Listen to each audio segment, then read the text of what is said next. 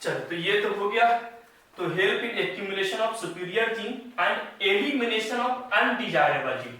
हमने क्या किया बेटा, सुपीरियर जीन को एक्यूमुलेट कर लिया। 100% हमारा चाइल्ड जो है 4-5 जनरेशन के बाद, 5-6 जनरेशन के बाद इसके पास डिजीज रेजिस्टेंस प्रॉपर्टी भी आ गया और मिल्क प्रॉपर्टी, मिल्क को यील्ड करने की भी प्रॉपर्टी आ गई। मिल्क का प्रोडक्शन भी क्या हो गया, डबल हो गया। यानी 25 से 30 लीटर ये दूध भी देती है और इसको बीमारी भी नहीं होता। आया समझ में? अब सुनना, सेकंड पॉइंट क्या कह रहा है, elimination of undesirable gene.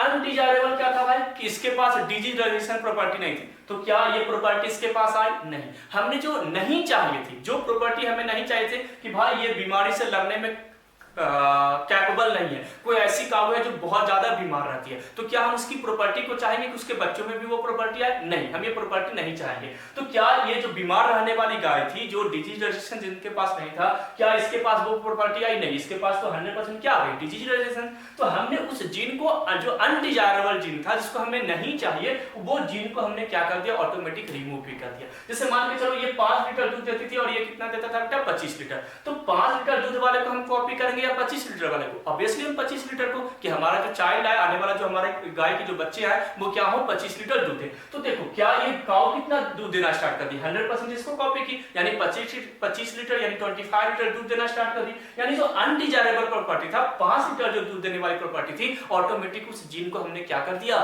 Eliminate कर दिया, रिमूव कर दिया। कौन सा टेक्निक के थ्रू भाई, इनब्रीडिंग टेक्निक के थ्रू। फर्स्ट पॉइंट क्लियर हो गया। तो इनब्रीडिंग में मैंने आपको क्या बताया बेटा, कि आपको क्या करना है, अनडिजायरेबल जीन को हमने हटा भी दिया और सुपीरियर जीन को हमने क्या कर दिया, एक्यूमुलेट भी कर दिया। Hope you got this point.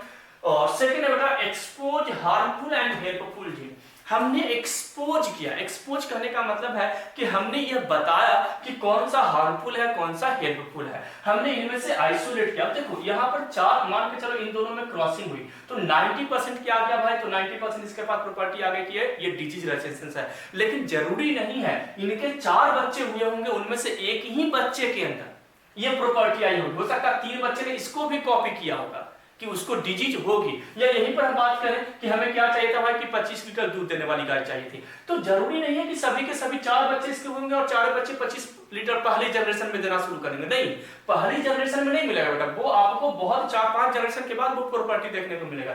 यहाँ पर आपको क्या देखने को मिलेगा कि 4 में से एक ही ऐसा होगा जो 25 लीटर अपनी इसको कॉपी किया होगा और हो सकता है 2-3 इसको कॉपी किया होगा। आया समझ में? तो यहाँ पर हमने क्या किया, अब जैसे मान के चलो एक छोटा सा एग्जांपल देता हूं कि एक काऊ है, एक गाय है ना। काऊ क्या करती है भाई, 25 लीटर दूध देती है। कितना देती है बेटा, 25 लीटर दूध देती है। और एक काऊ है बेटा, वो कितना देती है, 5 लीटर दूध देती है। अब इन दोनों में क्रॉसिंग हुई तो कितनी काऊ बनी, तो काऊ 1, काऊ 2, काऊ 3 एंड काऊ 4। 4 मान के चलो यहाँ पर बच्चे आई है ना, 4 बच्चा दिया काऊ ने। तो हो सकता है काऊ 2 कितना दे रहा है, 25 लीटर दूध दे रहा है। बाकी ये कितने दे रहा है, 5 लीटर। ये कितने दे रहा है, 7 लीटर। मान के चलो ये कितना दे रहा है, 6 लीटर। ये इनकी क्या है, क्वालिटी है। कि जरूरी नहीं है कि सभी के सभी 25 लीटर देंगे। अब बताओ, अगला जनरेशन में जब हमें फिर से क्रॉसिंग करवानी है, अगला जनरेशन में हमें फिर से बच्चा, तो हम किसको उठाएंगे, इस गाय को उठाएंगे, इस गाय को, या इस गाय को, या इस गाय को? ऑब्वियसली हम इस गाय को उठाएंगे।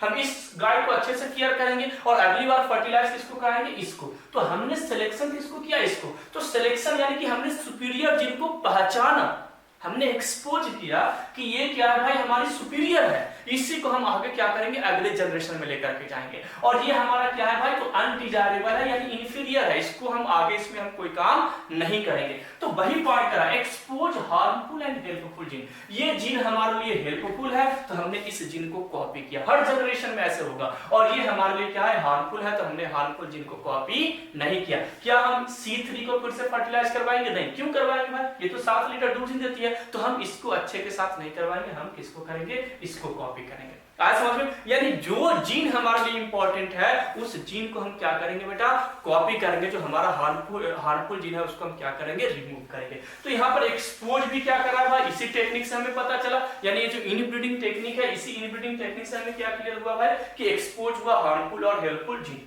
थर्ड है बेटा कंजर्वेशन ऑफ प्रॉपर्टी, प्रॉपर्टी को कंजर्व किया, यानी इसके पास प्रॉपर्टी थी मिल्क बढ़ाने की, कि इसके पास 25 लीटर दूध देने की प्रॉपर्टी है, तो उसकी प्रॉपर्टी को कॉपी किसने किया बेटा, ये सुपीरियर यानी कि इनब्रीडिंग टेक्नोलॉजी, कि ये जो 25 लीटर दूध है तो ये मर भी जाएगी, तो अगले जनरेशन ने उसको 25 लीटर दूध को बरकरार कर रखा। तो इनब्रीडिंग ऑलवेज क्या करता है बेटा, conserve the property of animals, यानी जो एनिमल्स की जो प्रॉपर्टी है बेटा, उस प्रॉपर्टी को कंजर्व करने के लिए भी इनब्रीडिंग क्या होता है, रिस्पॉन्सिबल होता है। तो मैंने जो इंपॉर्टेंस, मैंने 3 पॉइंट यहाँ पे लिखा था, और उन 3 पॉइंट के बेस पर मैंने इनब्रीडिंग टेक्नोलॉजी को आपको क्या कर दिया, कंप्लीट कर दिया।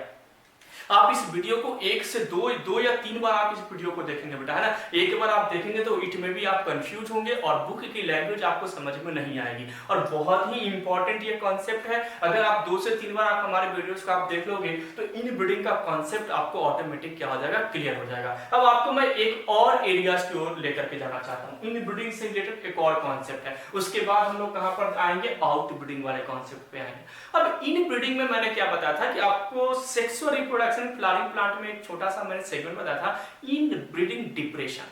मैंने बताया था क्या, इनब्रीडिंग डिप्रेशन। इनब्रीडिंग डिप्रेशन कब डेवलप होता है बेटा, कि सेम साइट सेम स्पीसीज के बीच में अगर फर्टिलाइजेशन हो रही थी, एक ही स्पीसीज से कंटिन्यूअसली फर्टिलाइजेशन चलते जा रही है, तो एक तरीके से क्या हो रहा था बेटा, इंटरेस्ट जो था वो इंटरेस्ट क्या हो रहा था, दोनों के बीच में लॉस्ट हो रहा था, यानी lost of interest between two individual is known as inbreeding depression, यानी एक दूसरे के साथ फर्टिलाइज ही नहीं करना चाहते हैं। और मैंने बताया था कि सभी के साथ होता है, इवन ह्यूमंस बीइंग के साथ भी होता है, कि हम अपने पार्टनर के साथ रहते रहते क्या हो जाते हैं, उनसे बोर हो जाते हैं, डिप्रेशन, इनब्रीडिंग डिप्रेशन हो जाता है। तो वैसे ही प्लांट में, एनिमल्स में, सारे ऑर्गेनिज्म में क्या डेवलप होता है, इनब्रीडिंग डिप्रेशन। कहने का मतलब अगर इनको हम कंटिन्यूअसली एक ही पूर्वज से रखेंगे, 5, 6, 7, 8 कंटिन्यूअसली एक ही पूर्वज है, जैसे मान के चलो ये दोनों थे, इनका ये बच्चा हुआ, इनका 2 बेटा, मान के चलो 2 बच्चा हुआ, एक क्या हो गया ऑक्स और एक क्या हुआ काउ, यानी एक बुल हुआ और एक क्या हो गई काऊ। अब इन दोनों ने फिर से क्रॉस किया तो जनरेशन तो इसका सेम ही है।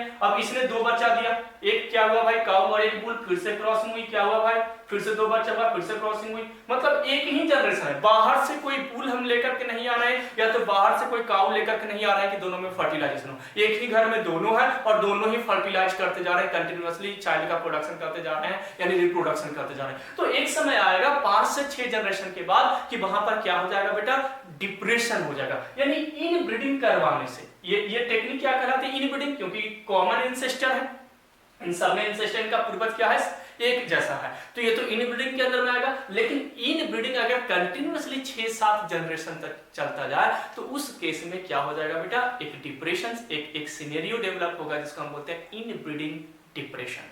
तो आई होप आपको इनब्रीडिंग डिप्रेशन से मैंने आपको सेक्सुअल रिप्रोडक्शन फ्लावरिंग प्लांट में भी आपको पढ़ाया था।